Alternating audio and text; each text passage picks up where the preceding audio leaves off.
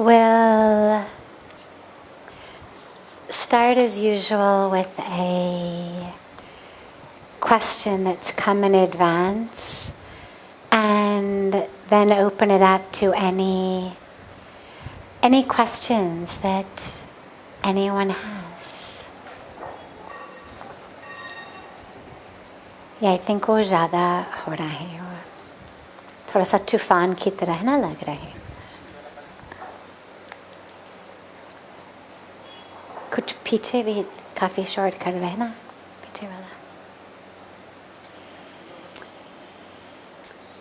जो आवाज नहीं करते हैं, जो आवाज नहीं करते वही चला के रहो, जो तूफान वाला बंद कर लीजिएगा.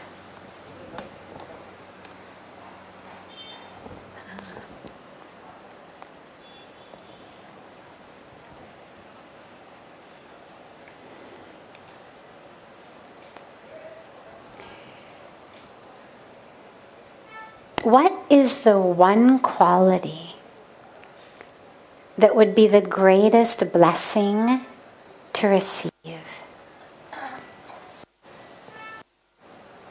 Vinod ko bata lijiyega. What is the one quality that would be the greatest blessing?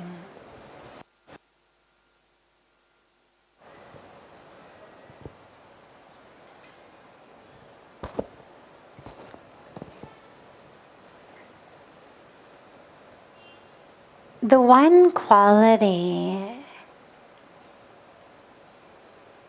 that I think is the most important, whether it's something we receive by blessing or something we cultivate, is surrender. Because all of the suffering that we experience and the suffering that we bring on to others is because we are so stuck and so attached that we're not able to quit. Well, yeah, I think. Just one sec, my mic seems to be on and off, hang on.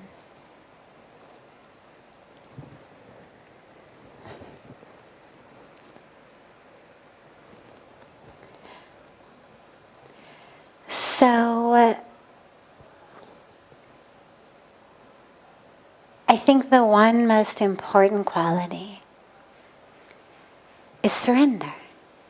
Because surrender enables us to actually let go so that we can experience the flow of the universe.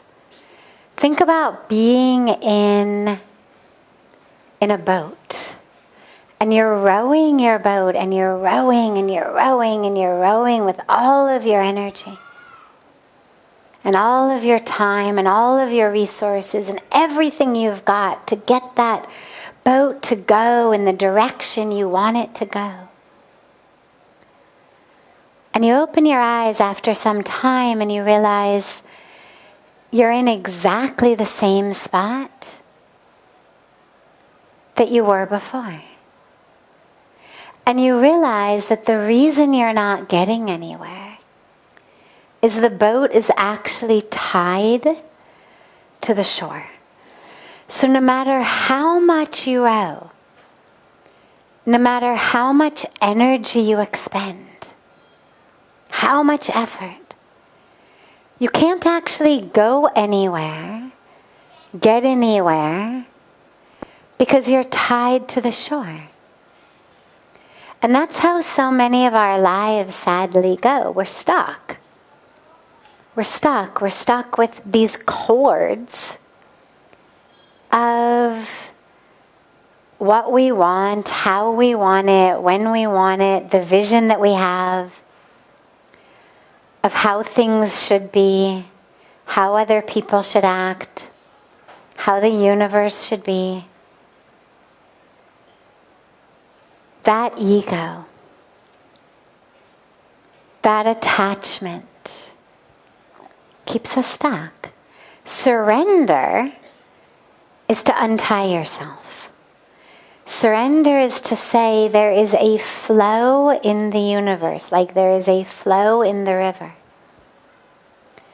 And in order to get anywhere, I have to untie myself from the shore and align myself with the flow of the river. So for me, on a personal note, I have found that my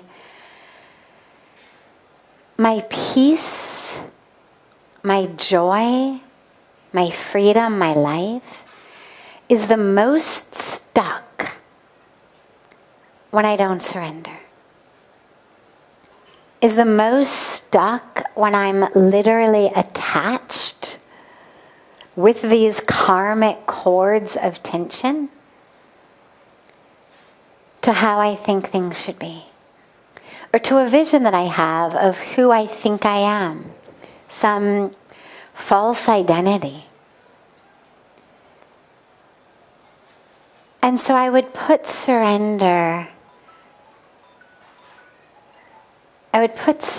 number one. But then, of course,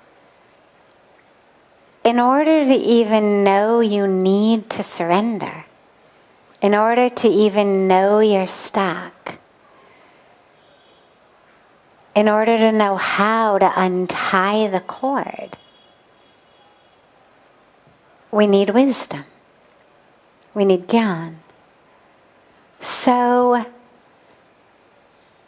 maybe gyan above surrender, because gyan would be that which would teach us that we need to surrender. So they go together, they're not separate.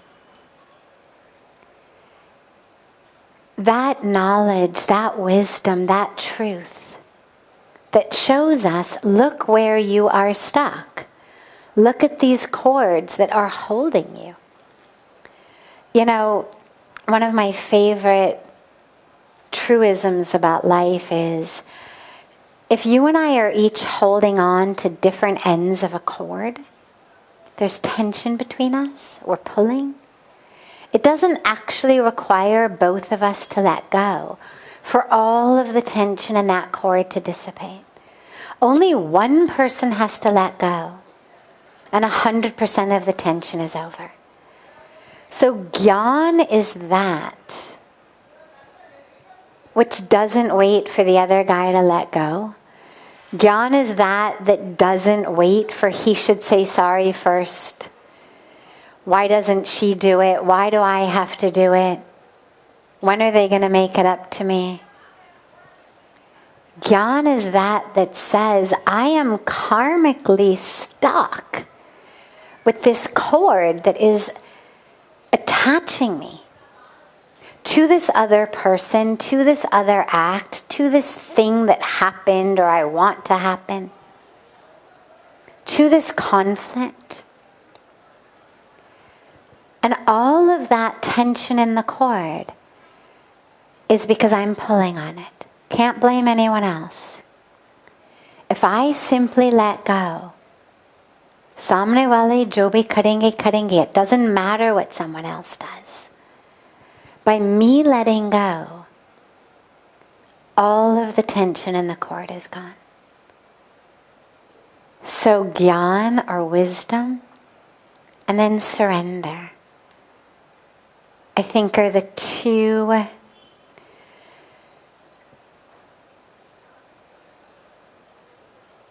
two most powerful, perhaps, and I'm sure if we sit here all night I'll keep thinking of more, but really powerful virtues that most of us don't have, that if we had, we'd be so much happier. We'd be so much more peaceful. And the beautiful thing about surrender is, a lot of us think that surrender means I'm giving up. That I'm just giving up. I don't have it in me. I can't do it. I can't handle it. Forget it. Surrender is not giving up. It's not giving in. It's not conceding. It's none of those things. Surrender is simply saying there is a flow of the universe. And for me to try to row and row and row and use all of my life while I am stuck to the shore, attached to the shore, is nothing but a colossal waste of time and energy. That's all surrender is. It doesn't make you weak. It actually makes you strong. Because those who can't let go are the ones who are weak. The strength is in knowing wherever that river of life is going, if I can go with it, then I'm really going to be in line with my Dharma. Then I'm not metaphorically rowing my boat upstream and getting nowhere. So it's that strength and that wisdom to actually be able to see and then to let go. And then, of course, we've got the power of the flow of the river of life to flow through us and take us where we need to go.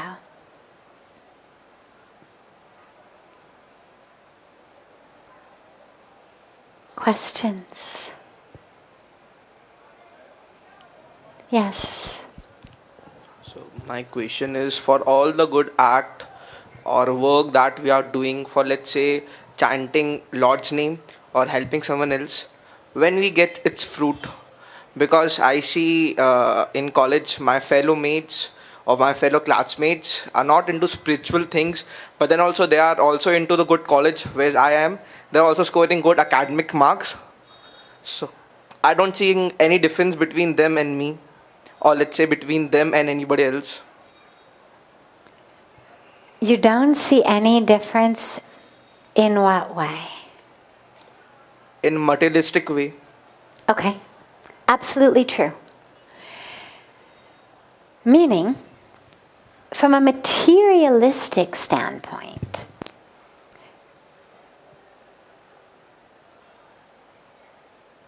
well, he asked, let me just reframe his question, but let's make sure I got it right. He asked, in college, I'm chanting, I'm doing spiritual things, I'm taking God's name, I'm engaged in all of these spiritual activities. But I have friends who are engaged in no spiritual activities at all. They're just doing good academics. And I can't see the difference from a materialistic perspective in terms of the fruits that I'm getting and the fruits that they're getting. Yeah, hey, है ना question आपका? Hang on, take the mic. Second part. We get its fruit in this lifetime or in the next birth. Okay. So we'll take the first part first and the second part second.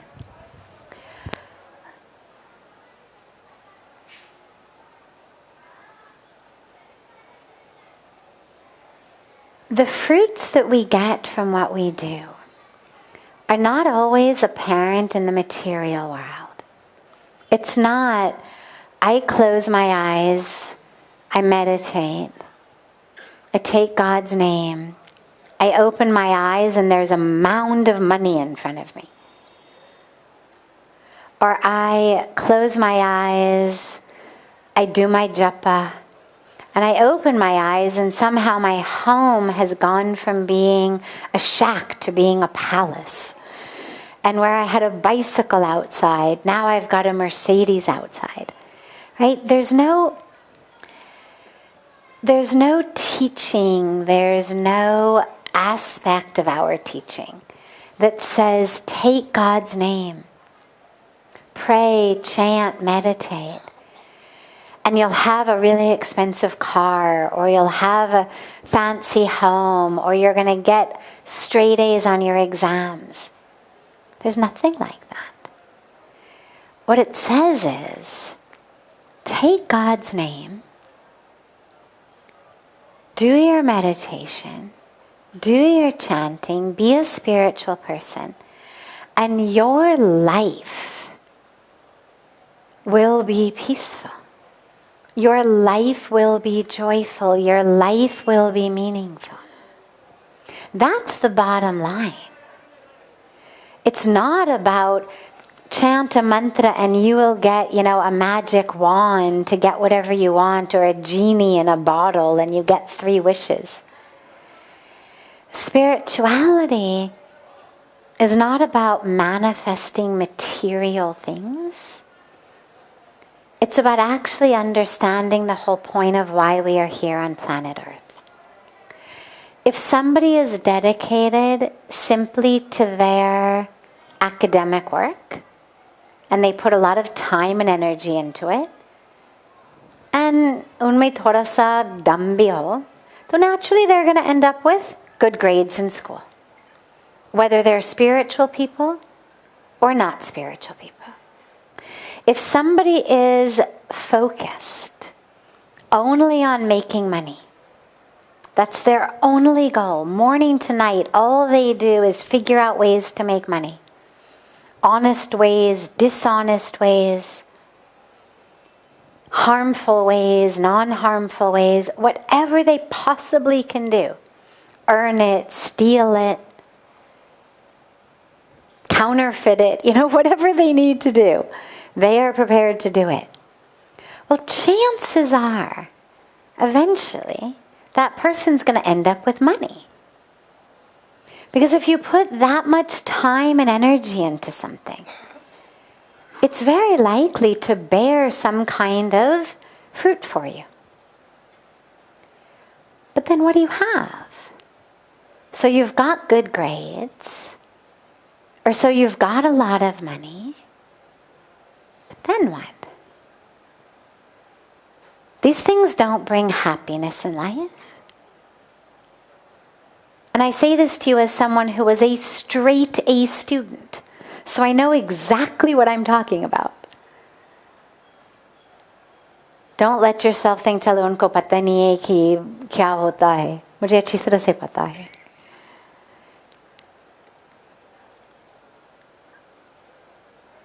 I was in college at Stanford University, where I got straight A's. So I know exactly what it's like to do well academically.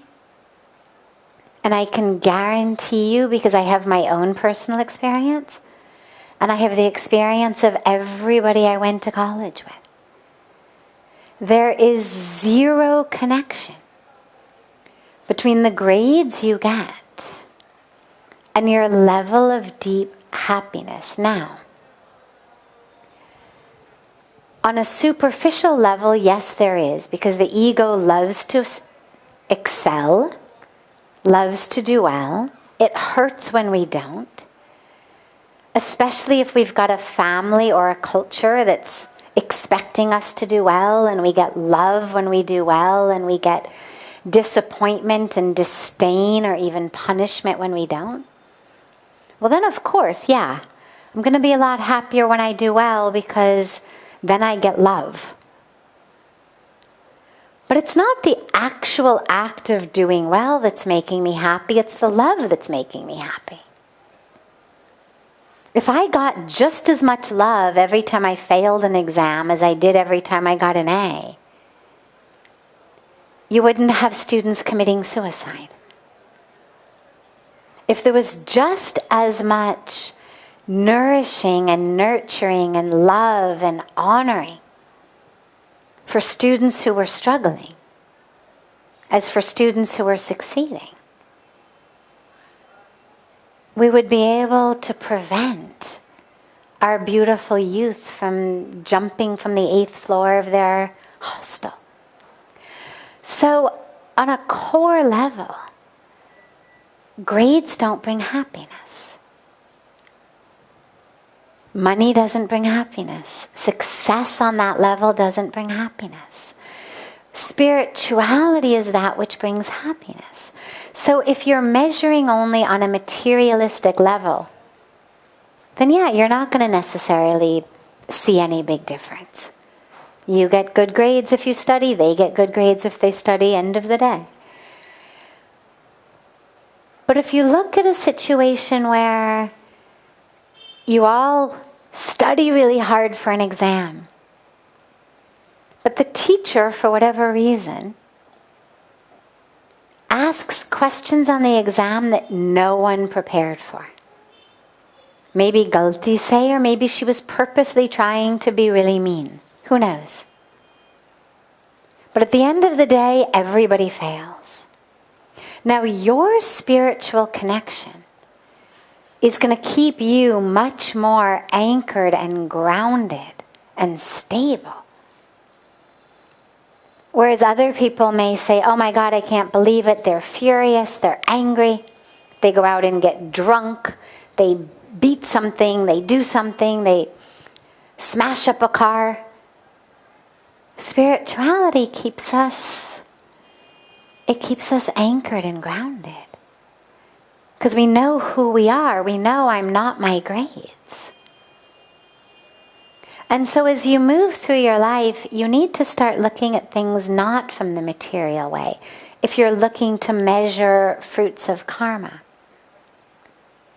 don't look for, I do my chanting, therefore I should be the top student in the class.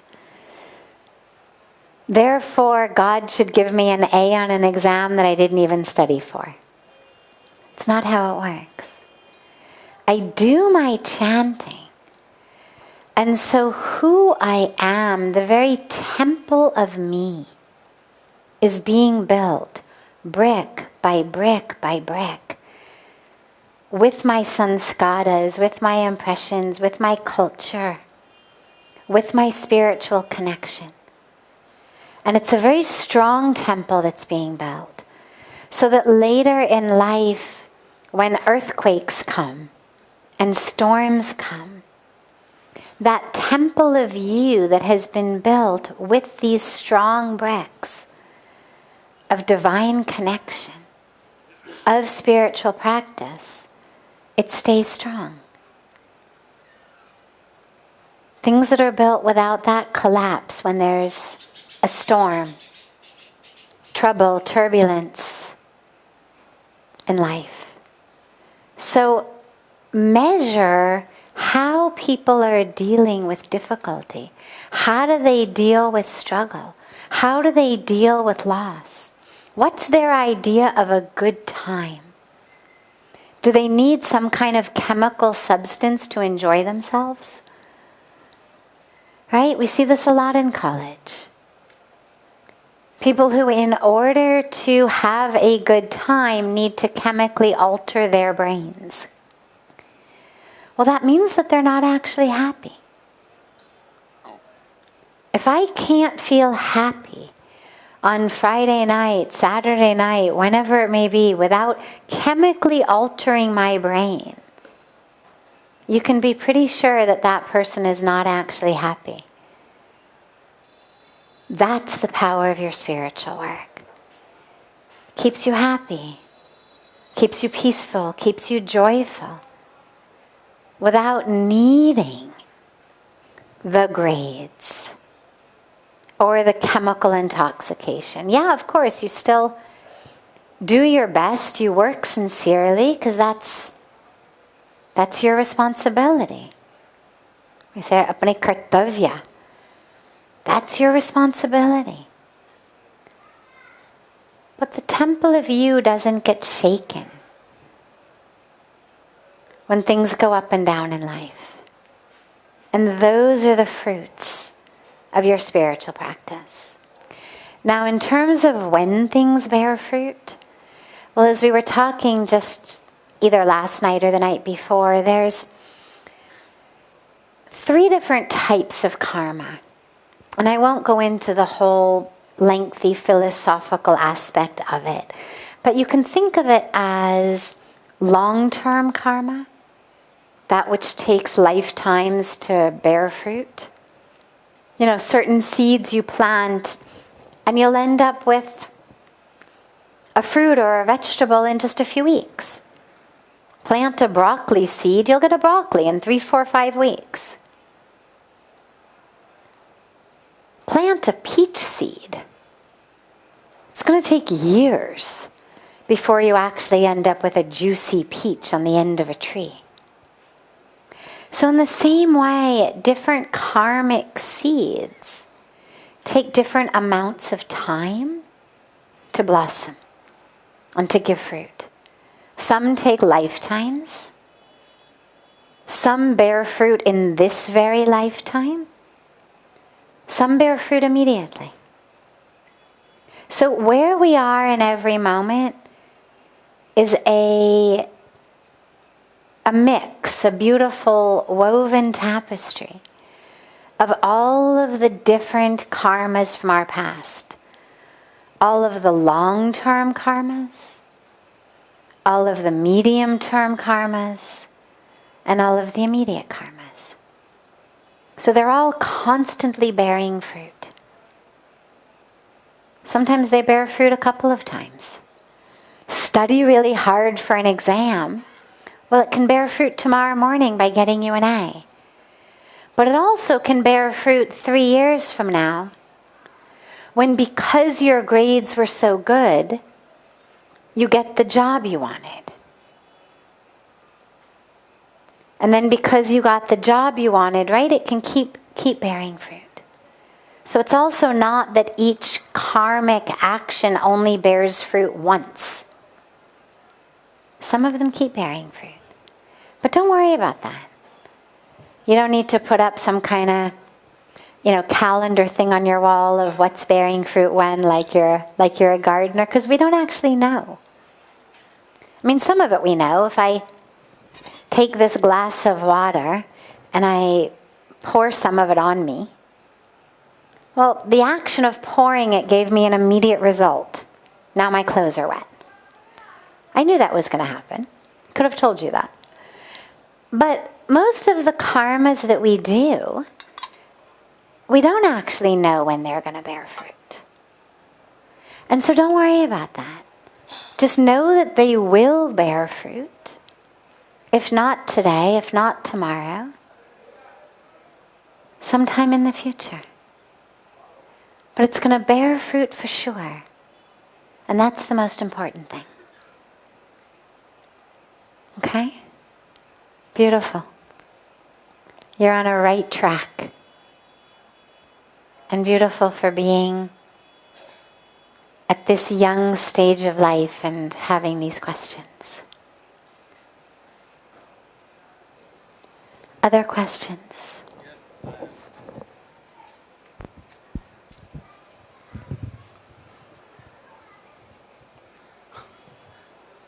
माँ Sharda,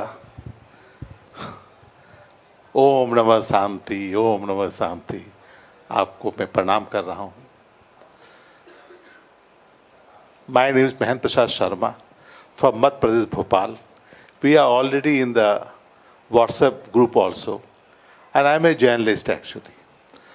And my ideology is totally Gandhiji, and my wife today gave you that cotton mala also to you. My question is this thing: I have two daughters. Both are.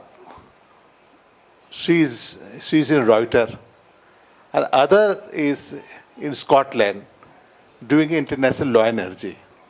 After my struggle, my life, I have given a very good education to her.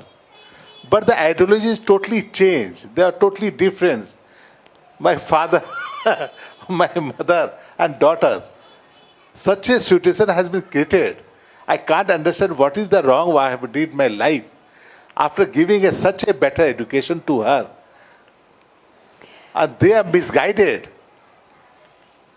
So this is my question actually. Sorry, yeah. No, thank you. Thank you very much. Nothing to be sorry about at all. I think you're in a situation that a lot of people are in, where we wonder, I gave so much to my child, gave them this great education, gave them so much, but now they're misguided. Now they're living their life in a way that is not in alignment with how I would have wanted them to live, not in alignment with the values, the ethics of my parents, of me. So remember we were talking about seeds and seeds bearing fruit. So as parents, we plant seeds of our children. We plant them in soil that's as beautiful as it can be. That soil is you and your wife. Your parents, that soil that your children got from their parents, their grandparents. You water them. You shine the sun on them. You keep educating them. You give them culture. You give them sanskaras. But ultimately, actually what that seed is going to become is not up to you. They've come into this world with that karmic package, with that seed. I could stand over a peach seed all day long, chanting mantras of apples, saying apple prayers and doing apple dances, and I could keep showing it pictures of apples. I could dress up like an apple. I could do everything that is apple. But at the end of the day, that seed's never going to give me apples. The best it's going to give me is peaches, because it's a peach seed. And we have to remember that as parents, is that our duty is not to turn peach seeds into apple seeds. They're here with whatever karmic package they've come into this world with. Your daughter's living in Scotland. It sounds like she's made quite a life for herself. It's just not what you would have wanted. In your eyes, it's misguided, but I'm sure if she were sitting here and I said to her, so would you like some assistance with being misguided? She would say, well, I'm not misguided. In her mind, according to her karmic package, karmic journey, she's on the right path. And it's really difficult as parents, of course, because we've given time and energy, resources, our lives. And to not have an agenda for how this seed is going to turn out, it's almost impossible, but that's actually what your responsibility is. And it's a beautiful challenge for you. Can you love her and respect her and accept her anyway, even though she's walking a very different path? Even though you think she's completely misguided, can you love her anyway? Can you honor her anyway? Can you support her anyway? Your days of molding her are long since over. You're not going to mold her anymore. These are the days where you really only have two choices. Either to learn to support her, learn to love her. That's what unconditional love means. Is whatever choices you make, whether it's the choices I would have wanted for you or not, I'm here anyway for you. I'm your dad. I'll always be there. Whether I agree with what you do or not. I remember when I decided to move to India. Now you imagine, I was 25. I had a degree from Stanford. I was in the middle of a PhD from a Jewish family in Los Angeles. Had gone off to India on a very short, was meant to be short, backpacking trip. And suddenly I tell my parents, I'm moving to India. I'm going to live in an ashram. Imagine. Now, it took my mom a long time, as you can imagine, to become okay about this. But my dad was amazing. I remember saying to my dad, because he's very quiet, and especially around my mom, who was always very, very vocal, Dad would be very quiet. And she had this habit where she'd give me this whole long thing, and then she would say, and Frank agrees with me, right? Don't you, Frank?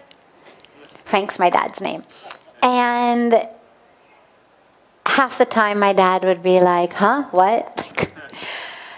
So, but his opinion has always really deeply mattered to me. We've been just immeasurably close my entire life. And so I said to him, what do you really think about this?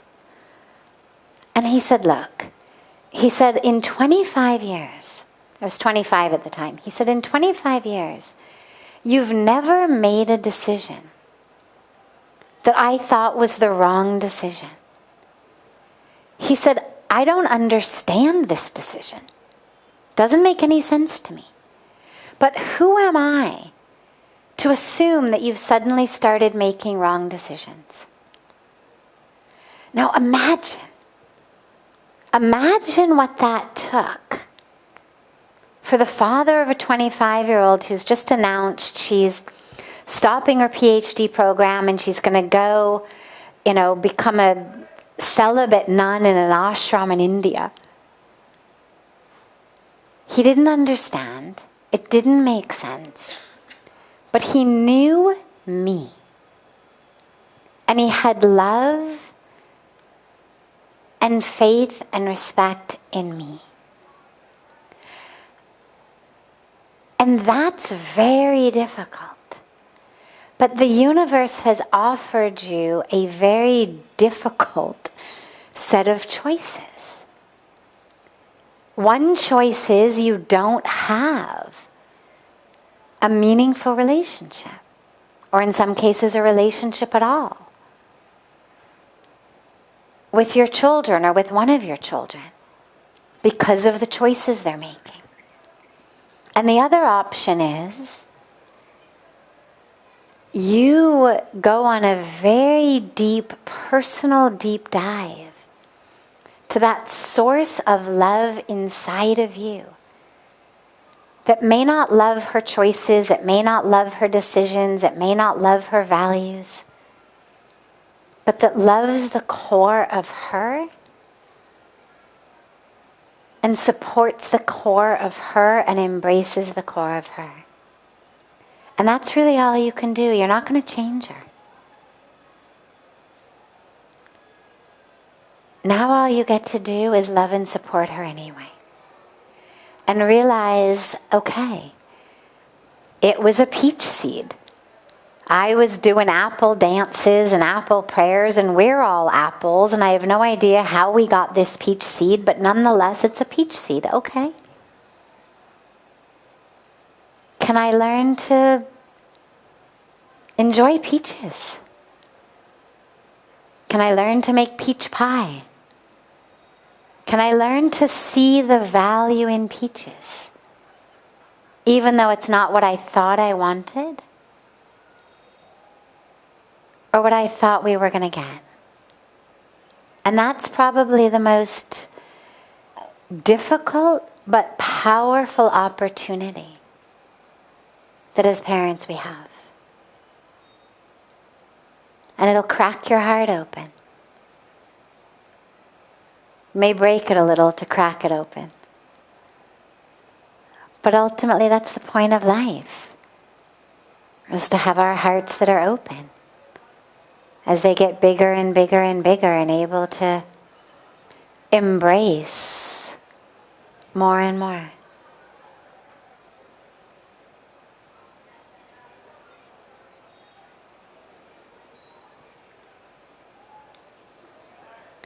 Other questions?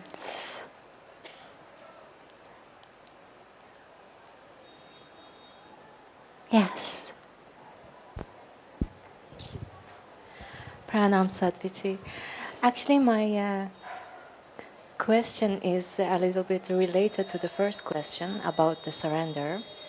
Sometimes you know that something is strongly part of your dharma, but then mind gets involved and fear appears. In those moments, what should you do? You should just let it be till it goes away by itself, or you should use your skills and surrender the result. What's your opinion? Thank you.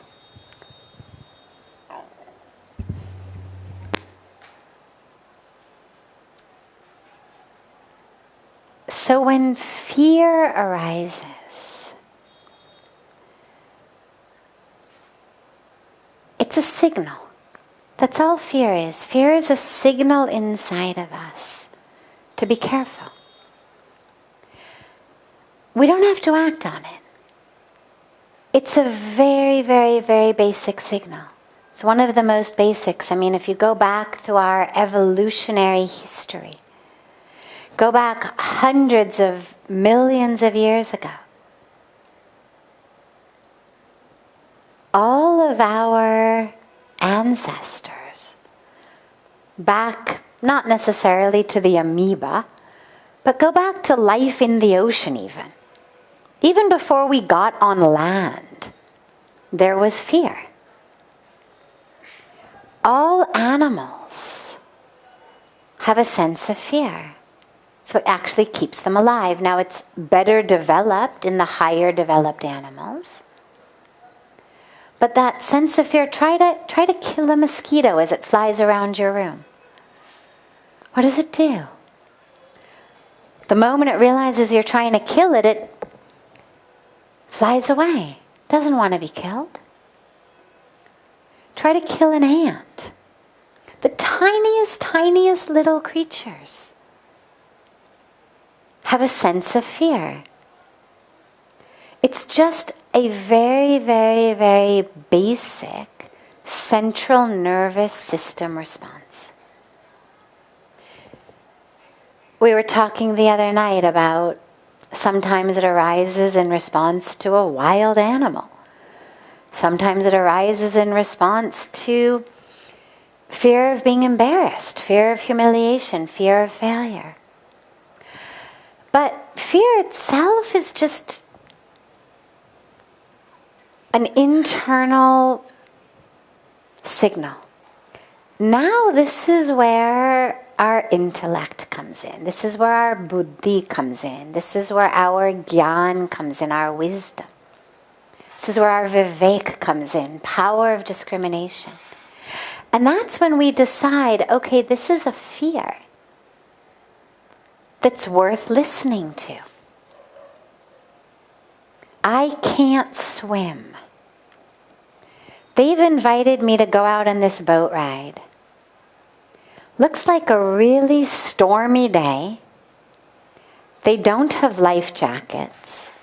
The guy who's steering the boat appears very drunk. And something inside you just signals, maybe not to get on the boat. And that's when you stop and you just listen. Is this an internal, intuitive instinct speaking to protect yourself? But then there's other times where you have, as you say, a sense that something really is your dharma. And you know you're supposed to do it. Or you feel you're supposed to do it. But what if it doesn't work? What if you fail? What if you are made a fool? What if everyone laughs? Well, those are the sorts of risks that I'm always in favor of taking.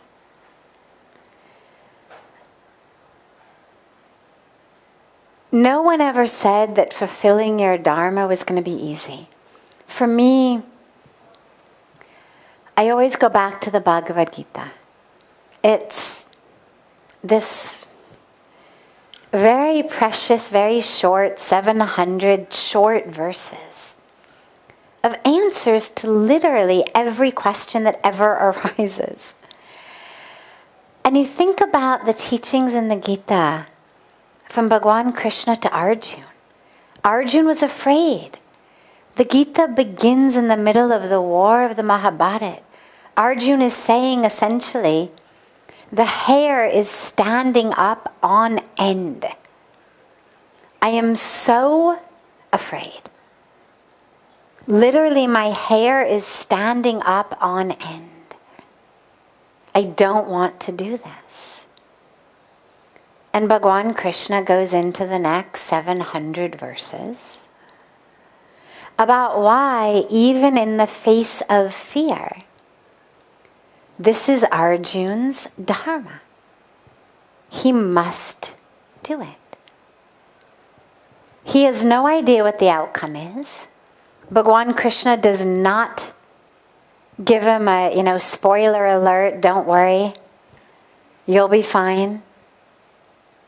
What he does instead is he helps him understand that, yeah, you might fail, you might die, you might lose everything, but ultimately to not fulfill your dharma is the greatest loss of them all.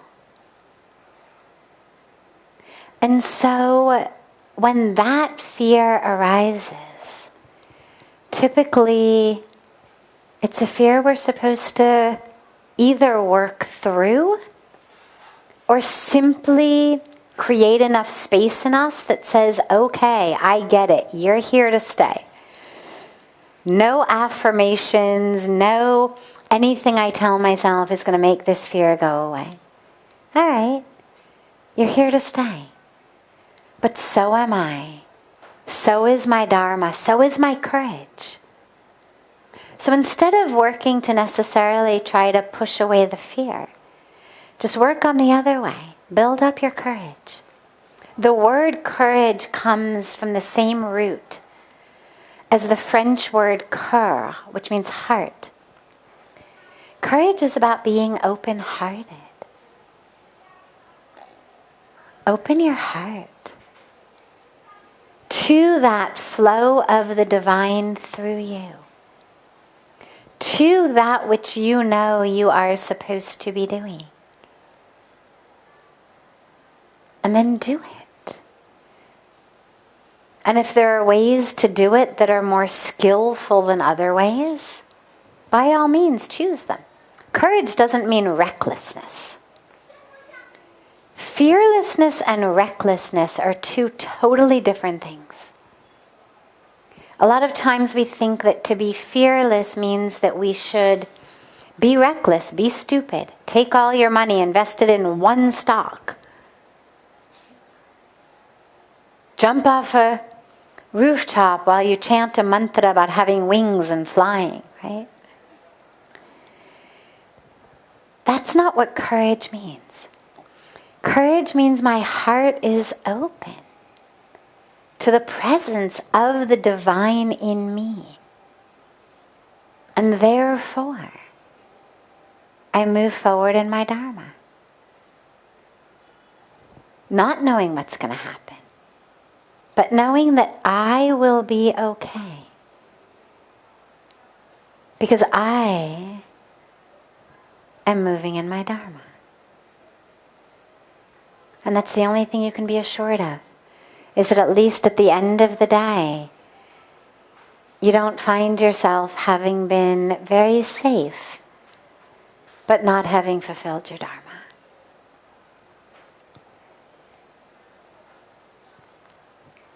Beautiful. Have a beautiful rest of your evening. We'll be gathering in this garden, I think, from now. It's very nice. It's very spacious, somewhat quieter. And I look so forward to seeing you all tomorrow. And have a beautiful, beautiful, beautiful rest of your evening, and a beautiful morning and day to our family joining us from all over the world.